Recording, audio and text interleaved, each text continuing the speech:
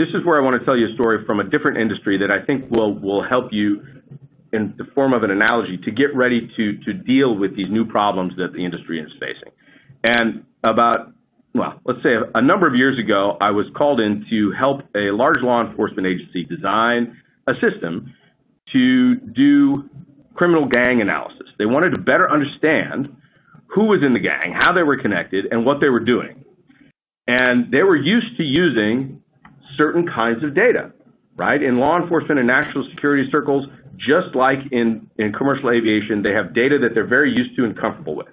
And there's an old saying that says, the best place to solve a problem is probably not where the light is best, right? If the light is shining brightest somewhere, there probably aren't a whole lot of problems left to solve there because the light's already there. You want to go off into some place that you're less comfortable, where there's less data to see your problem.